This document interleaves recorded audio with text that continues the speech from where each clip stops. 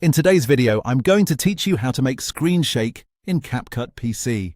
If you want to add a dynamic rumble or a camera shake to your video to emphasize an action, a reaction, or a dramatic moment, CapCut makes it very easy thanks to its built-in motion effect presets. This method is quick, clean, and perfect when you want movement without having to animate everything manually. To begin, move your cursor to the top left area of the CapCut interface and click on the Effects tab. Once you're inside the Effects section, make sure Video Effects is selected because that's where CapCut stores these movement-based presets. Just below that, click into the search bar, type the word Shake, and then press Enter on your keyboard. CapCut will immediately show you a collection of shake-related effect options, making it much faster to find exactly what you need. From the search results, look for the preset labeled simply Shake.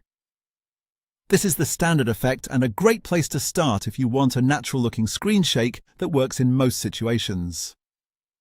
Click on that effect card, then drag it down into your editing workspace. Drop it onto the track directly above your video clip in the timeline. As soon as you place it, CapCut creates a purple effect bar.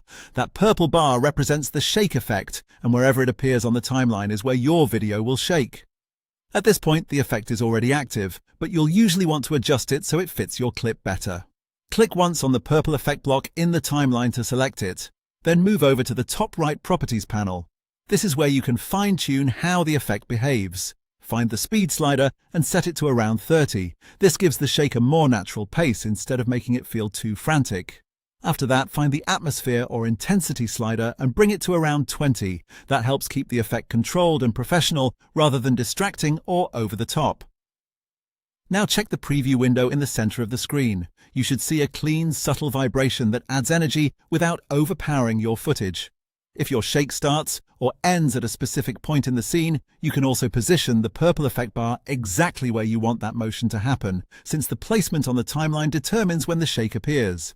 And that's it. You've used the Effects panel, searched for the shake preset, placed it above your clip in the timeline, and adjusted the speed and intensity for a polished result. You're all set. Done.